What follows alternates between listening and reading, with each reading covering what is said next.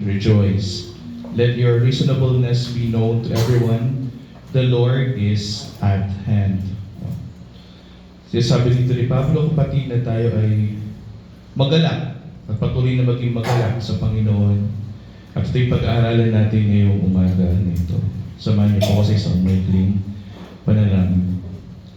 Ama, maraming salamat at idinako kami ngayong umaga nito. Bagamat kami may kanya-kanya mga lakarin, may kanya-kanya mga problema, pagsubok, suliranin.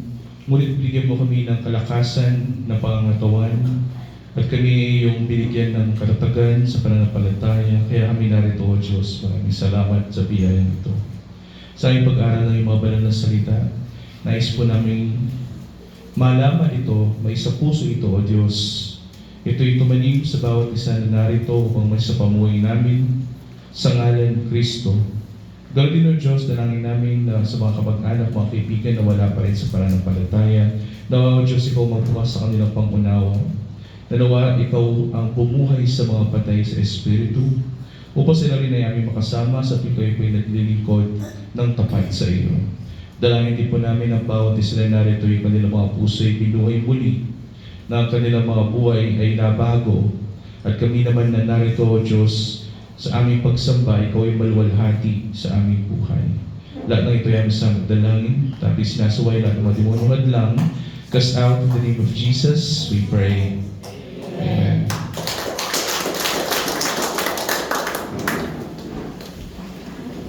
Magandang umaga po sa ating lahat, sa ating pastor, sa mga manggagawa, sa mga kapatid kay Kristo, higit sa lahat sa ating mahal na Panginoon. Ang ating pag-aaralan, kapatid, ay ang kapangyarihan ng Diyos. Ang kapangyarihan ng Diyos na ibigay o punan niya ang ating mga pangangailangan. No? Ang tawag dyan, kapatid, sa English ay provision. No? The power of God to provide and supply. No? Lahat ng ating pangangailangan. Ito yung ating pag-aaralan ngayong umaga na ito at dalangin ko po sa Diyos na bawat isa na narito ay maintindihan yung ating pag-aaralan sapagkat ito'y napapanahon sa bawat isa na narito. Sa ating pamumuhay, meron at meron tayong mga pagkukulang, meron at meron tayong mga pangangailangan, at meron tayong mga suliranin, mga pagsubok na nangangailangan din ng tinatawag natin divine intervention o yung paggawa ng Diyos ng mga malalimalang bagay sa ating buhay. Hindi po ba? Sabi Amen. Amen. At lahat po tayo dito ay mga anak ng Diyos. Hindi po ba? Magsabi Amen. Amen. Ang ating key verse ngayong gabi na ito is Philippians chapter 4, kapatid. At bago tayo pumunta sa Philippians chapter 4, tingnan muna natin yung mga ibang talata. Kung ating babasahin, punta tayo sa Biblia, sa English, no? Philippians chapter 4, verse 1. No? Ang sabi dito ni Pablo, kapatid, sa English Standard Version or ESV. Therefore, my brothers, ang sabi ni Pablo, whom I love and long for, my joy and crown, stand firm thus in the Lord, my beloved. No, ito sinasabi ni Pablo na kung tayo ay na kay Kristo, kung totoo tayo na kay Kristo, totoo tayong sumasamba kay Kristo, totoo tayong mga anak ng ating Panginoon, mga binuhay muli, kailangan tayo ay manatiling nakatayong matatag sa pananampalataya sa Kanya. At yung sinasabi ni Pablo na isa sa mga fruit of the Spirit ay yung tinatawag natin perseverance, kapatid, ay yung pagtitiis, no? At pagiging matyaga sa mga nangyayari sa buhay natin. Sa press, kapatid, na may nabanggit si Pablo ng mga pangalan tulad ni Yoda at Sintiche. Itong dalawang babae nito, kapatid, sabi ni Pablo, yes, I ask you also, true companion, help these women, sabi ni Pablo, no? So, sinusulatan niya yung mga taga-Philippians na hindi lamang dapat siya yung tinutulungan ng mga taga-Pilipos, kundi yung mga babae rin na kasamang nagpapalaganap ng Ebanghelyo. So, makikita mo dito na hindi lamang po yung mga lalaki ang may responsibilidad na ipalaganap ang Ebanghelyo o yung mabuting balita ng Diyos. Maging ang mga babae po ay mayroong responsibilidad na ipalaganap ang Ebanghelyo na ito. Kaya meron tayo women's ministry, no? Maganda mo dito, who have labored side by side with me in the gospel, yung mga nagpagal para sa pagpapalaganap ng Ebanghelyo ni Kristo, together with Clement. Clement, kapatid, ay yung disciple ni Pablo, kapatid, na isang Romano. No? And the rest of my fellow workers, whose names are in the book of life. Ito yung sinasabi ni Pablo, kapatid, na once you are saved by Christ, na kapag ikaw ay niligtas ni Kristo, ang iyong pangalan ay nakasulat na sa aklat ng buhay. At walang sino man ang makakabura nito, kapatid. Hindi yung isusulat ka ng Panginoon yung pangalan mo sa aklat ng buhay ng lapis. At kapag ikaw ay nagkasala, buburahin ka na naman. Tapos kapag ikaw ay nagsisi, susulat ka na naman, edi kapag na mo hinitanin. Once your name is written in the book of life, it is written for eternity. Ito yung sinasabi ni Pablo, kapatid, this is forever, no? Kaya dito tayo mag-i-start, kapatid. Kasi si Pablo dito, sa panahon na ito ay nakakulong. At yung nangyayari sa kanya ay mga paghihirap at pagsubok na ginawa ng Diyos. Napag-aralan natin ito sa Acts, sabi ni Pastor, nung si Pablo ay nabulag, kinomisyon ng Panginoon yung tao na tinatawag na Ananias, no? Si Ananias, kapatid, ay isang tagapaglingkod ni Kristo, at pinuntahan niya, kinomisyon siya ng Diyos na pumunta kay Pablo para ipanalangin si Pablo at gumaling yung kanyang paningin kasi nabulag siya. Si Ananias ay medyo natakot kasi kilala niya si Pablo dati na pumapatay ng mga Kristiyano. Tatakot siya. At ang sabi ng Diyos sa kanya, huwag kang matakot kasi siya ay magiging aking apostol at siya ay magdurusa. He is the suffering apostle. At bakit ito mahalaga? Ibig sabihin, kapatid, kapag ikaw ay na kay Kristo, hindi puro rainbows yung mangyayari sa buhay mo. Hindi puro maganda.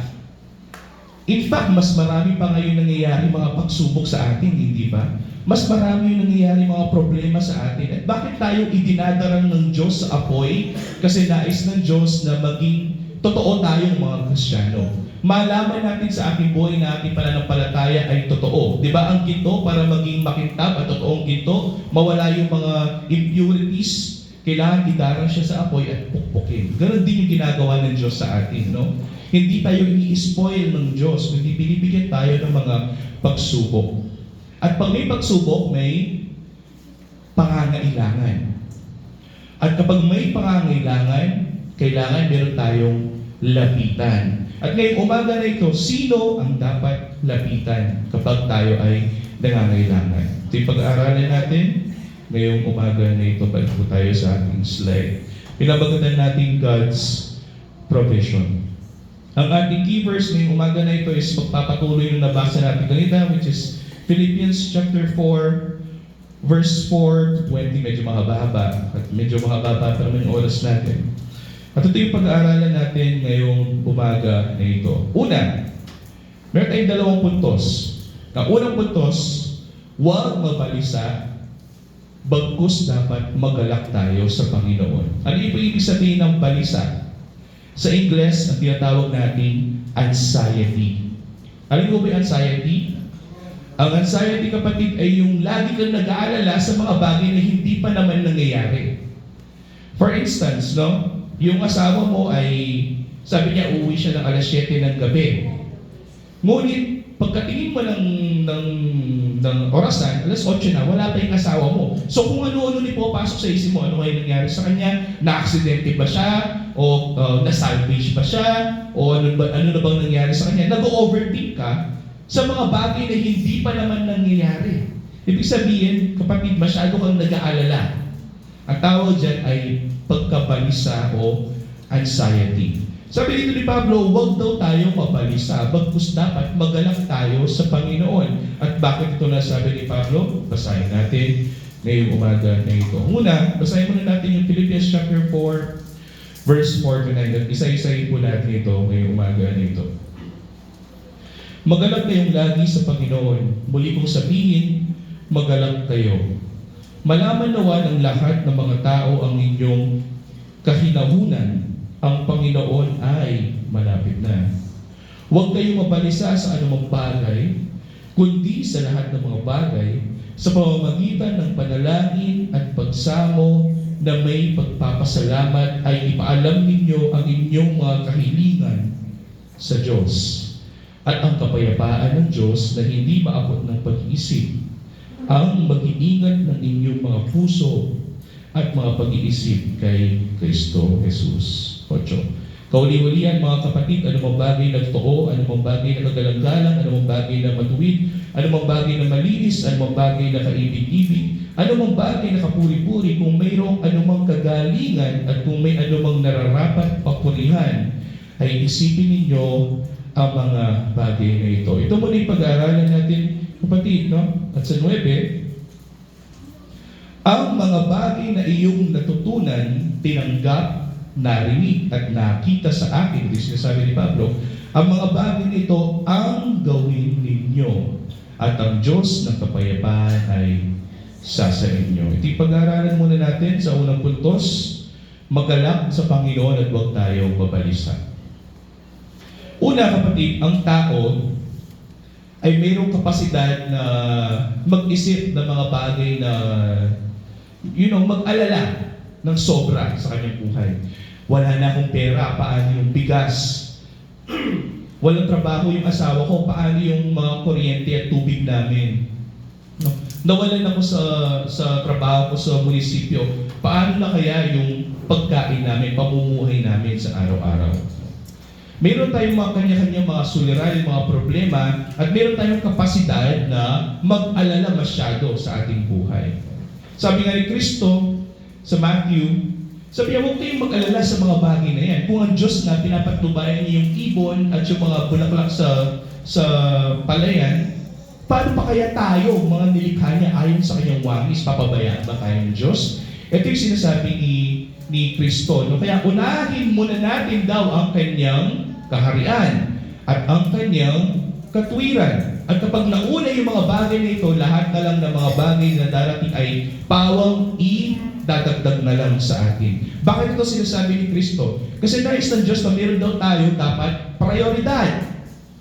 Ano yung prioridad daw natin? Ang kanyang kaharian at ang kanyang katuwiran. Bakit? Kasi yan kapatid ang mga sangkapan ng kaligtasan ng tao. Yun yung kaligtasan natin ng ating mga kaluluwa.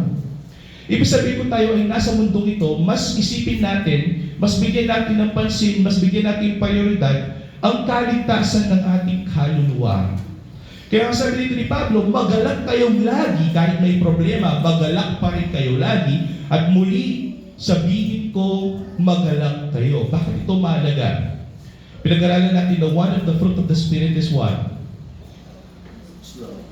After ng love, joy. Ano yung joy sa Tagalog?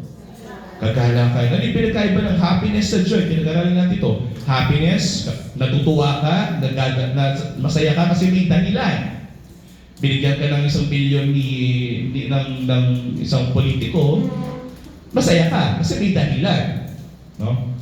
Pero ang kagalakan ay iba. Ang kagalakan kapatid, masaya ka pa rin kahit, di ba? Kahit walang dahilan. Masaya ka pa rin kasi alam mo na nasa iyo si Kristo. Masaya kahit walang pera. Masaya kahit walang pagkain. Masaya kahit may mga pagsubok, may mga suliranin. Masaya kahit may karamdaman. Kasi alam mo, ang pinaka-prioridad ng iyong buhay ay si Kristo. Kaya yun yung bibigay sa atin ng kagalakan. Na kahit may problema, may pagsubok, nagagalak pa rin tayo. Kasi alam natin, ang buhay na ito ay palandalian lamang at ang totoong buhay natin ay ang buhay natin na kapiling natin ng Panginoon. Naniniwala po ba tayo dito? Kaya sabi ni Pablo, inuulit niya lagi, magalak kayong lagi. Hindi niya sinabi magalak kayo paminsan-minsan. No. Ang sinasabi ni Pablo na dapat lagi tayong nagagalak sa Panginoon. Kasi yun kapatid na magbibigay sa atin ng purpose sa ating buhay, ng layunin sa ating buhay. Yung kagalakan na mayroong pinupuntahan na may layunin. At ito ay ang Panginoon na siya ating sinasamba. Bakit? Bakit kailangan natin magalak sa Panginoon? Ano nga ba yung sinabi kanina? ng ating mga pangalan, kung tayo ay na kay Kristo, ay nakasulat na sa aklat ng buhay. Yun yung pinakamahalagang bagay, kapatid.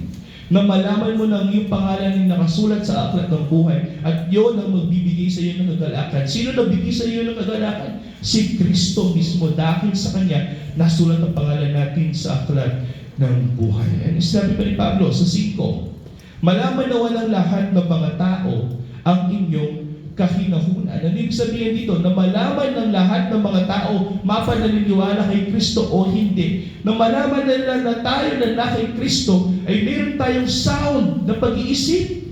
Na meron tayong payapang pag-iisip. Na tayo ay mga reasonable mga tao. Na pwede tayong kausapin. Na hindi tayo nakikipag-away. Na pwede tayong kausapin na hindi umiinit yung ating ulo. This is kahinahunan or reasonableness, kapatid. No? At bakit meron tayong kahinahunan? Kasi nalalaman natin na ang Panginoon ay malapit na. Ano ibig sabihin yan? Ang Panginoon ay malapit nang bumalik. Sabi ko nga, 2025 years ago, naniniwala na yung mga Kristiyano na babalik na yung Panginoon. Mayroong mga signs and wonders na kahit noong mga unang panahon, may mga gera, may mga lindol, hanggang ngayon may nangyayari pa rin yan. Bakit hindi bumabalik ang Panginoon? Sasabihin ko sa inyo, kapatid, hindi ko alam. Sino ba naman ako para malaman ko kung yung pag-iisip ng Panginoon? Pero alam ko ang ginagawa ng Panginoon, lagi ay may layunin. Minsan nga naisip ko, bakit nga ba at tagal bumalik ng Panginoon?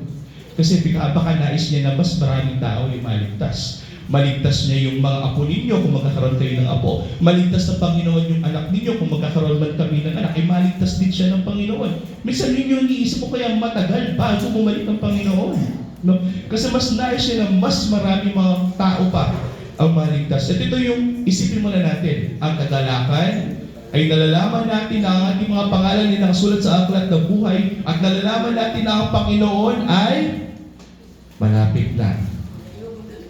Ano kasi? Ang kagalakan natin kay Kristo ay lumalaman natin na ang mga pangalan natin ay nakasulat sa aklat ng buhay at ang Panginoon ay malapit nang dumating. Ito dapat, kapatid, ang nagbibigay sa atin ng kagalakan. Hindi yung mga problema, mga pagsubok. Kalimutan muna natin yan. At malaman natin na dapat tayo ay magalak lagi sapagkat ang Diyos, ang ating Panginoon ay malapit na. 6. Huwag kayong mabalisa sa anumang bagay. Ito yung sinasabi ni Pablo rito. Pag sinabing anumang bagay, ano yung mga yan? Lahat ng mga suliranin, pagsubok, problema, kung ito yung nagbibigay man sa inyo ng overthinking o pag-alala o pagiging balisa, kalimutan nyo na yan. Ito yung sinasabi ni Pablo. Huwag na huwag kayong mabalisa. Huwag na huwag kayong panghinaan ng loob. Huwag na huwag kayong susuko. Bakit? Kasi sinasabi nito ni Pablo na ang ating Diyos na ating sinasamba ay may kontrol sa lahat ng bagay. Ang Diyos na ating pinaglilingkuran ay ang Diyos ng lahat ng bagay. Mapasalangit o mapasalupa man, mayroon siyang kontrol sa lahat ng bagay. In fact, kahit yung bilang ng iyong buhok, kahit kalbo ka pa, alam ng Diyos kung ilan ang bilang ng iyong buhok ngayong oras na ito. Ibig sabihin dito, kapatid, ang Diyos ay may kapangyarihan at may kontrol sa lahat ng bagay. Bakit ka pa mag-aalala? Bakit ka pa magiging balisa? Gayong nalalaman mo na ang iyong Diyos ay kayang kontrolin ang lahat ng bagay. Ito yung sinabi ni Pablo rito na huwag kayong mabalisa sa anumang bagay. Ano yung gagawin natin? Kaysa sa mabalisa tayo, kaysa sa mag-alala tayo, kaysa sa mabaliw na tayo sa kakaisip ng mga solusyon sa ating mga problema, magpakababa tayo. Sabi niya, huwag kayong mabalisa sa anumang bagay, kundi sa lahat ng bagay, mapamagandang bagay yan, o sa pagsubok man yan, sa pamamagitan ng panalangin at pagsamo na may pagpapasalamat ay ipaalam ninyo ang inyong mga kahilingan sa Diyos. Tingnan muna natin yung puntos na yan.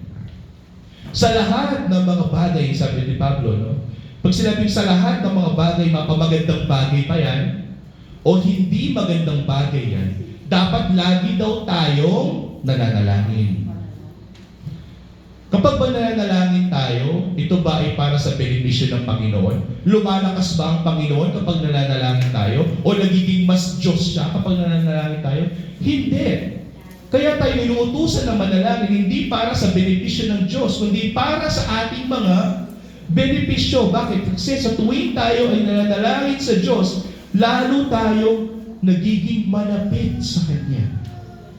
Kapag may kaibigan ka, kaibigan mo siyang tinuturing pero hindi mo siya kinakausap, ano mangyayari sa inyo?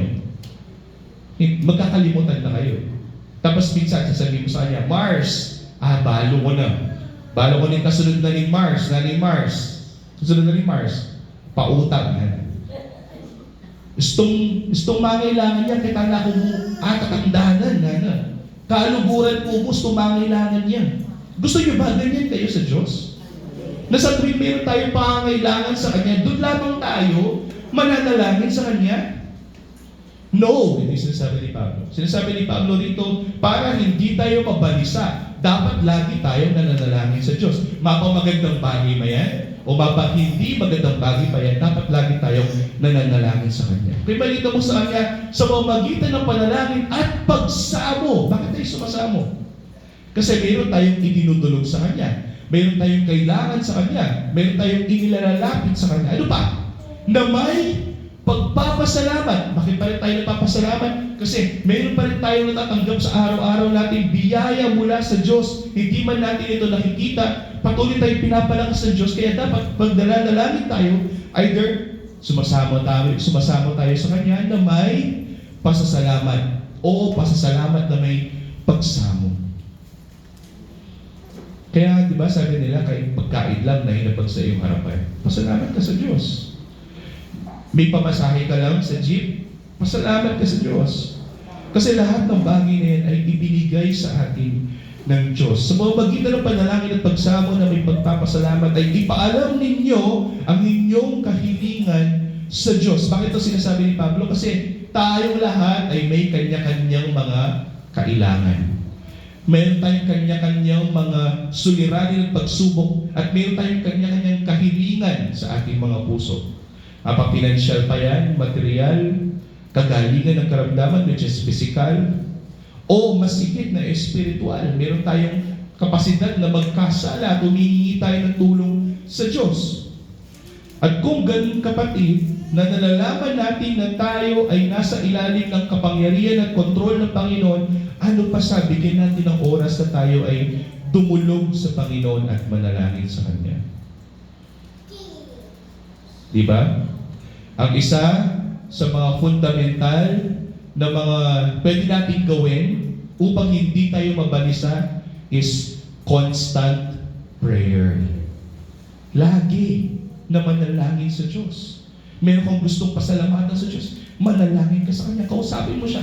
Meron kang kahilingan sa Kanya, kausapin mo siya.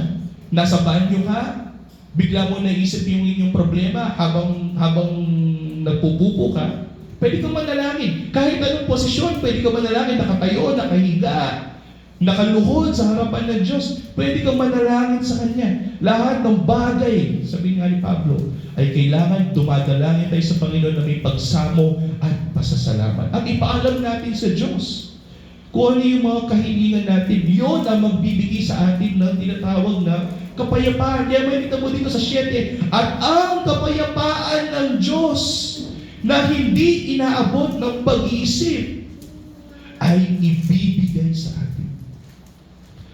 Imagine, pag nababalisa ka, ano nangyayari sa'yo? Nag-aalala ka masyado, nakakabaliw, minsan nai-stress ka, nababaliw ka, nawawala ka ng gana magtrabaho, nawawalan ka ng ganang pagluto mo yung mga anak mo kasi natutulala ka, marami kang mga bagay na iniisip na babalisa ka eh. Pero the moment na idulog mo lahat sa Diyos ito, isurrender mo lahat sa Diyos, lahat ng kahiligan ng iyong puso, lahat ng pangangailangan mo, ano yung makakamit mo? Na malaman mo ang Diyos na may control sa lahat ng bagay. Ito'y magbibigay sa atin na tinatawag na kapayapaan. Sa English, kapatid, peace. Ito peace na ito, kapatid, hindi siya kamukha ng peace na sinasabi ni Pablo sa Romans chapter 5. Ibang peace yun. Ang sinasabi dito ni Pablo sa Philippians chapter 4 verse 7, isang kapayapaan na ibinigay ng Diyos sa bawat sumasampalataya sa Kanya, na nalalaman nila na ang Diyos ay may control sa lahat ng bagay. Ipagtiwala mo ang lahat ng bagay sa Diyos at ang Diyos na ang bahala sa iyo. Alam niyo yung word na bahala? Ano yung pinanggalingan ng word na bahala? Alam niyo ba kung ano? Ay, may ba? Ay, ang bahala is from the root word bathala na. Yung bahala na is from the root word bathala na. Bakit? Kasi yung mga sinaunang mga Pilipino, ang tawag sa Diyos ay bathala, hindi ba? At kapag pinapasa Diyos sa nila yung mga bagay, sinasabi nila, bahala na. Naku, wala na tayong pera. Bahala na. Ibig sabihin, ang Diyos na ang bahala. No? Hindi to yung team song ni Mayor, no? Diyos ang bahala. No. Ibig sabihin dito, kapatid, na nalalaman natin na ang Diyos ay may control sa lahat ng bagay. At kapag nalalaman natin na ang Diyos ay may control sa lahat ng bagay, kapag idinulog natin sa Kanya ang ating kahilingan, alam mo na mayroon siyang gagawin.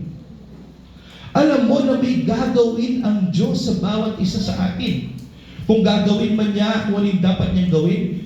Ang sabi sa Romans chapter 8, lahat ng bagay na ginagawa ng Diyos sa buhay natin ay para sa ikabubuti ng mga taong nagmamahal sa Kanya. Kung ano man yung nangyayari sa buhay natin, ito'y para sa atin. Ikakabuti. Na malaman mo na lahat ng bagay nito ay para sa iyong kakabuti, hindi ba ito magbibigay sa inyo ng kapayapaan? Diba? Na after mong manalangin, po ba yan? At ikaw problema, manalangin ko king Ginoo, idulog ko gana-gana. Iikyat yung king Ginoo, kaya gana-gana. After narita, kumayan kayo pakiramdam, try po ito. Kasi kung iiyak natin sa Diyos lahat ng kahilingan ng ating puso, na nalalaman mo na ang Diyos ay nakikinig, at nalalaman mo na ang Diyos ay may gawa, walang imposible sa Kanya, ito'y magbibigay sa atin ng kapayapaan.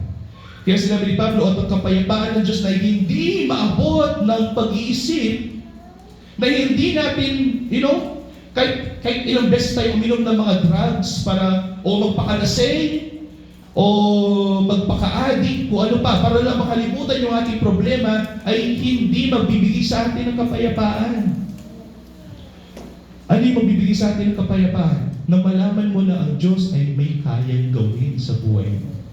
Na ang Diyos kaya niyang gumawa ng mga malahimalang bagay sa buhay mo.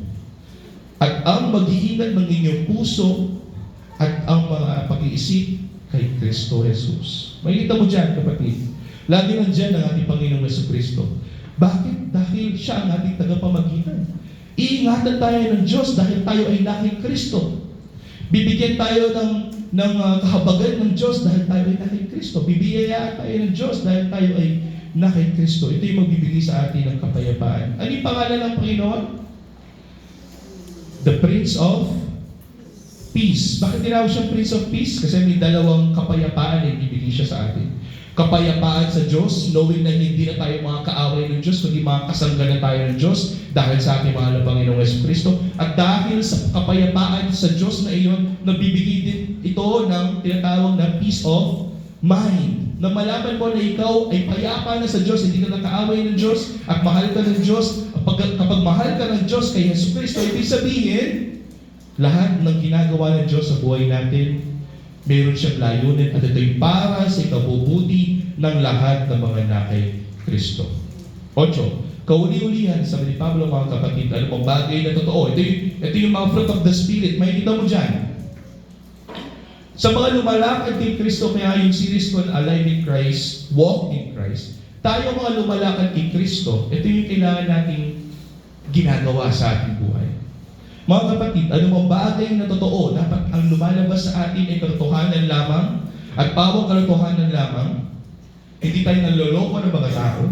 Anumang bagay na kagalang-galang, ito dapat ay nagbibigay ng respeto sa bawat isa. Anumang bagay na matuwid, Ibig sabihin nito ay kaaya-aya sa mga batas ng Diyos at hindi tayo naging salansang o pasuway sa Kanya. Ano mang bagay na malinis, ibig sabihin nito ay dapat hindi nag-uugat o nagiging kasalanan sa iba. Ano mang bagay na kaibig-ibig, ito yung pag-share natin o yung pag-iibigan natin sa isa't isa o yung pag-iibigan natin sa mga kapwa o yung pag-ibig natin sa ating mga kaaway.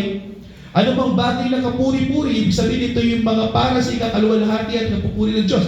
Pag-awit sa linggo, pag-uwi natin sa bahay, paglilinis ng kusina para yung pagkain na ipapanalangin natin para sa ikapupuri ng Diyos. Sabi nga ni Pablo, kahit anong ginagawa natin, kahit pag-inom man lamang ng tubig o pag-ihi, dapat ito'y nakakalwalhati sa Diyos. Kung mayroong anumang kagalingan, kung ano man yung ginawa ng Diyos sa buhay natin, at kung ano man ang nararapat na papurihan, dapat ito ay isipin natin lagi. Bakit? Kasi kung tayo ay nasa ilalim ng kaharian ni Kristo, dapat kung ano ang nararapat na ipakita natin sa mundo na nakapuri-puri at kaluluwalhati sa Panginoon, dapat yun yung ginagawa natin. Sinasabi ko na ikaw ay Kristiyano, pero ipinapakita mo sa mundo na napakabalasubas mo pala. Napaka-walang iya mo palang tao. Nanloloko ka pala ng tao. Tapos sinasabi mo na Kristiyano ka, sino binabalahura mo? Ang Panginoon.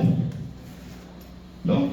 Kaya nga dapat, kung ikaw ay kay Kristo, dapat yung ginagawa natin ay para sa ikakalwalhati ng Panginoon. At sabi ni Pablo, ginawa niyang example yung kanyang sarili. Sabi niya, ang mga bagay na iyong natutunan, tinanggap, yun yung ebanghelyo, yun yung mga pinag-aaralan natin sa iglesia, narinig at nakita sa akin, ang mga bagay nito ang gawin ninyo. Bakit? Kasi nais lang naman ni Pablo na dapat sa lahat ng bagay na ginagawa natin, ang Diyos ay napupuri. Ang Diyos ay naluluwalhati. Ano yung kasalanan?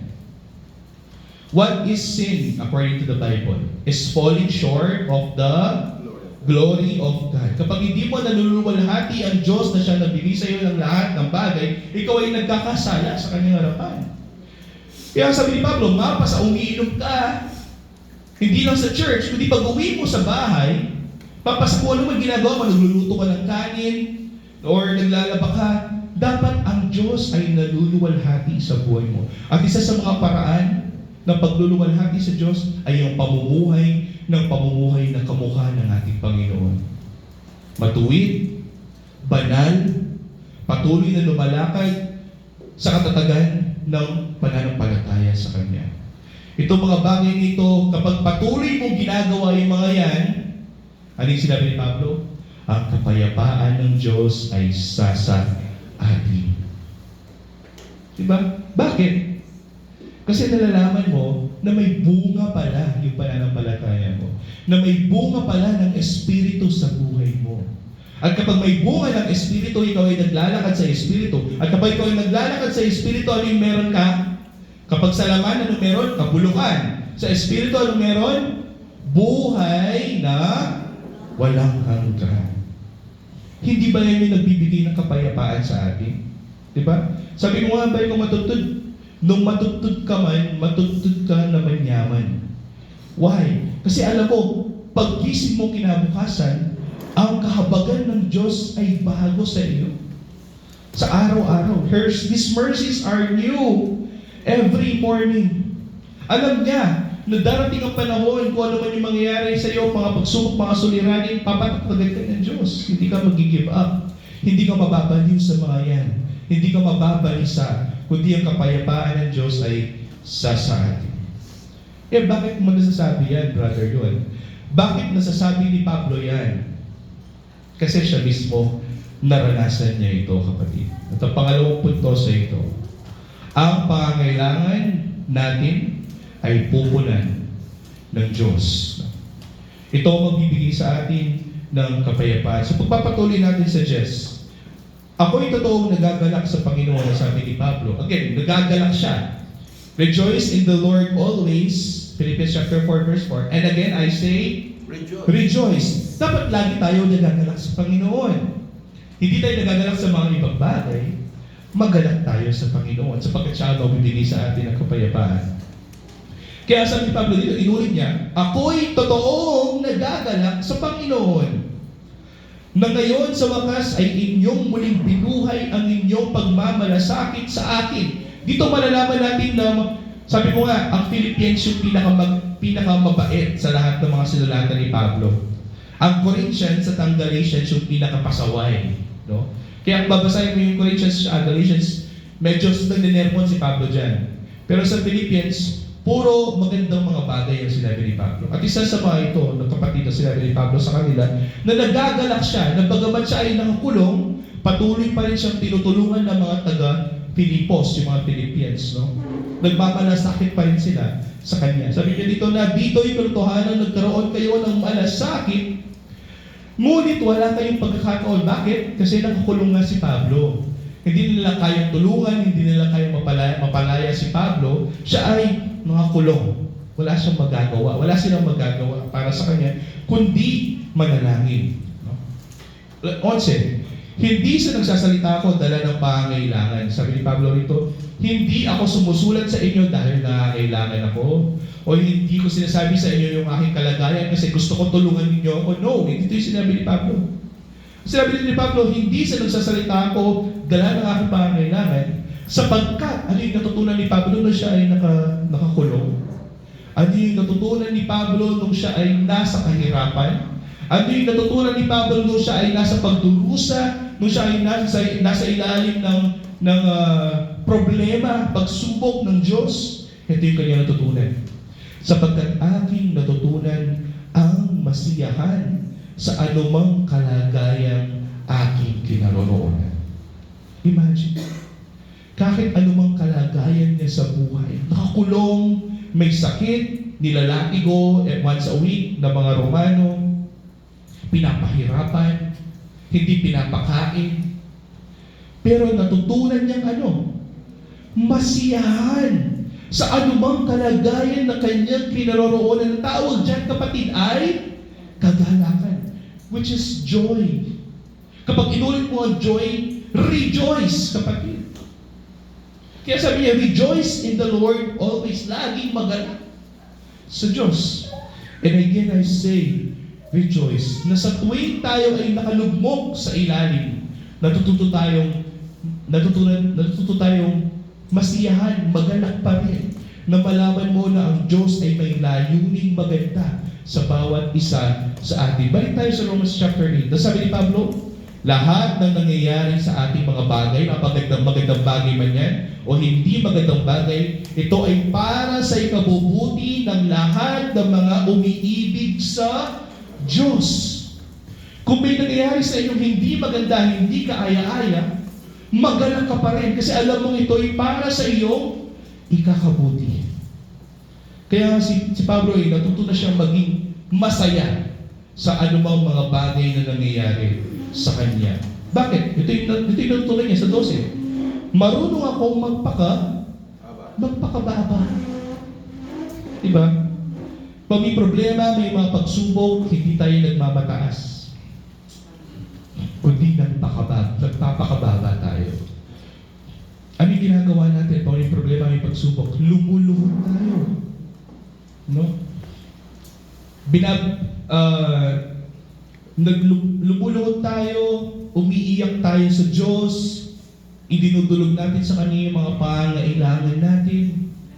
Ito yung nais ng Diyos sa buhay natin. Kaya tayo binibigyan ng problema ng mga pagsubok kasi nais ng Diyos na lagi tayong nagpapakababa sa Kanya. Alam niyo ba yung sinabi ni Pablo, no? So, nung binibigyan siya, nung meron siya thorn of the flesh, pinag-silo ng ni Pastor Noel. Sabi ni Cristo sa kanya, my grace is sufficient for you. 3 times siya nanalangin na, Lord, alisin mo itong thorn of the flesh. Pero sabi ni Cristo sa kanya, my grace is sufficient for you. Ano yung kasunod doon? May kasunod dyan eh. Di naman doon yun. For my power is made perfect through weakness. Na ang kapangyarihan ng Diyos ay nagiging ganap sa ating buhay, sa ating mga kahinaan. Na sa tuwing tayo ay nanghihina, mas lalo tayong kumakapit sa Kanya. Sa tuwing mayroong mga pagsubok, mas lalo tayong lumalapit sa Kanya. Kapag lalo tayong lumalapit sa Kanya, nananampalataya sa Kanya, tayo nagiging matatag sa Kanya, tayo marunong magtiis. At doon, ang kapangyarihan ng Diyos ay nagiging ganap sa bawat isa sa atin. Ngayon nangyayari, nagkakaroon tayo ng tinatawag na fruit of the Spirit. Napatuloy tayong lumalakad sa biyaya ng Diyos. Marunong akong magpakababa, sabi ni Pablo, at marunong din akong magpakasagana. Sagana sa alin? Sa bawat bagay at sa lahat ng bagay ay natutunan ko ang lihim na kabusugan. Masagana man o hindi. May problema man o wala. Magandang buhay o hindi magandang buhay. Nasa itaas o nasa ibaba. Sa bawat bagay at sa lahat ng bagay, sabi ni Pablo, ay natutunan ko ang lihim na kabusugan. Kapag sinabi kabusugan, pag busog ka na, yung nangyayari sa'yo, meron ka ng satisfaction, content, soul, di ba? Pag busog ka na, sinasabi ni Coco Martin sa Mang Inasal, pag busog na siya, nakarami na siya ng rice, soul, di ba? Ito sinasabi ni Coco Martin. Kapag solve ka na, may satisfaction ka na, hindi ka na hihingi pa ng ibang bagay, masaya ka na. Meron ka ng kabusugan.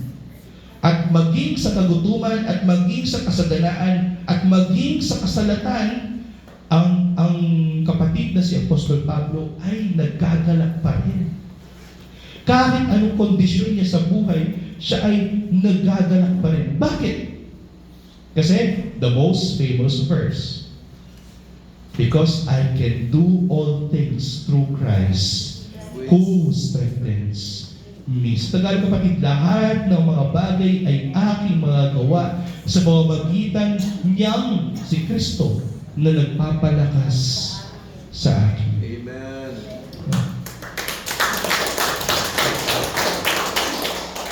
Yung ibang tao nga, sabi nila, lilipad ako kasi I can do all things through Christ. Sabi. Tapos, maglilipad siya, pa-accidente siya. No, that is not the point. Hindi yung magagawa mo lahat. Kung ikaw ay na kay Kristo, magpapakayaman ka, magpapatanyag ka, o gagawin mo yung mga bagay na gusto mo. No, hindi yun yung ibig sabihin ni Pablo dyan, kapatid. That is out of context. Ang context dito ni Pablo, nalaman na niya na may kabusugan, satisfied na siya sa kanyang buhay. Kung ano man yung nangyayari sa kanyang buhay, ito'y kalooban ng Diyos at pilayunin ng Diyos sa kanya. Kaya siya nagdadala. At kung ano man yung mangyayari sa kanyang mga pagsubok, kakayanin. Kung ano man yung mangyayari sa kanya suliranin, kakayanin. Kasi kaya niya mapagtagumpayan yung mga bagay na yan. Bakit? Sino ba yung nasa kanya? Sino ba yung na kay Pablo? Si Kristo. Sino ba yung nasa inyo? Kristo. Si Kristo. At kung nasa atin si Kristo, we can do all things through Christ who strengthens us. Siya na nagpapalakas sa atin. Bakit kailangan palakasin tayo ni Kristo? Kasi tayo ay likas na manghihinang mga nilalang. Madali tayong mabaliw sa mga problema, madali tayong mabalisa sa ating mga problema, madali tayong lamunin ng mundong ito. Madali tayong ma-stress. Tulad ng asawa ko, kapatid. Konting bagay lang, may stress siya. Kapag na-stress yung asawa ko, lagi kami kumakain, kaya tumataba kami. Yung stress eating naman. Pero, kapag nalalaman mo na ang Diyos ay may control sa lahat ng bagay, kapag na-stress ka na, nababalisa ka na, nangihina ka na, nawawalan ka na ng pag-asa, magalak ka pa rin. Bakit? Kasi alam mo na mayroon kang malalapitan. Sino yung malalapitan natin? Si Kristo. Amen. Ang Diyos. Amen. Tayo ay manalangin na may pagsamo at pasasalamat. Sabihin natin sa Kanya ang ating kahilingan. Ipilit mo lang yung mata mo kahit nakatayo ka, nakaupo, habang tumatay ka, kumakain, or kung ano man ginagawa mo. I-pause mo yung sarili mo. No? At kausapin mo ang Diyos. At 100% papalakasin tayo ng Diyos. Diba? Hindi ka ba nagtataka? Minsan, parang gusto mo na sumuko. Diba? Iniwan ako ng asawa ko. Walang pakialam sa akin yung asawa ko. Walang makain yung aking mga anak. Parang gusto mo na sumuko na, babaliw ka na. Tapos after a few minutes, darating yung nanay mo, pagdadala kayo ng pagkain. Kasi ang Diyos hindi tayo pinapabayaan. Kahit sa mga ganung maliliit na bagay, tayo ay pinag-iingatan ng Diyos. 14. Gayunman ay mabuti ang inyong ginawa na kayo'y nakiramay sa aking kapighatian. Bakit ito sinasabi ni Pablo? Sabi mo nga si Pablo ay nakakulong, siya ay may mga problema, pero ang mga tao sa mga taga-Pilipos ay patuloy siyang dinadamayan sa kanya, sa mga nangyayari sa kanya. Ganon din dapat tayo mga kapatid. Pag alam natin na ang isang kapatid ay may pagdadaan ng mga pagsubok, makiramay tayo sa kanyang kapighatian. Diba? Napag-aralan na natin ito. Mag-ibigan tayo sa isa't isa. Kung mayroong mga kasalanan na pinagdadaanan yung ating kapatid, pasalin natin kasama niya yung kanyang kasalanan upang mapagtagumpayan niya ito. At ganoon din kung mayroon siya mga pagsubok, mga suliranin sa buhay, kung mayroon din naman tayong may bibigay sa kanyang tulong, tulungan natin siya para malagpasan niya ito.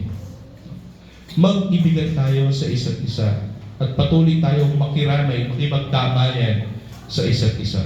15. At kayo mga taga-Pilipos, sinabi ni Pablo, nalalaman ninyo na nang pasimula ng Ebanghelyo, nang kayo umalis sa Macedonia, wala ni isang iglesia na nakipagkaisa sa akin sa pagbibigay at pagtanggap, kundi kayo lamang. Ito yung sinasabi ni Pablo, kaya ang favorite niya yung mga Philippians. Yung mga taga-Pilipos, kapatid, kahit naghihirap si Pablo, hindi siya iniwan.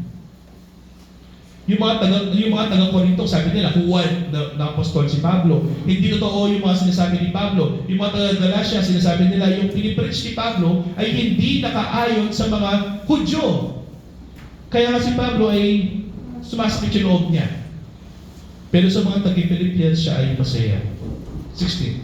Sapagkat kahit ako'y nasa Thessalonica, sabi ni Pablo, na siya ay nakakulong, ay nagpapadala kayong minsan at muli para sa aking kailangan. Na hindi siya pinabayaan ng mga taga-Philippians. Na ganoon din tayo, kapatid, na so tuwing meron tayong pagsubok, mga suliran, huwag tayong mahiya na manalangin sa Diyos at idulog natin sa ating mga kapatid. Kung kaya naman tulungan ng inyong mga kapatid, kung kaya naman tayong tulungan ng ating mga kapatid, sabihin natin sa kanila. No? Huwag lang tayong lalapit sa akin, nanghihingi kayo ng pinansyal, kapatid, hindi po ako mayaman.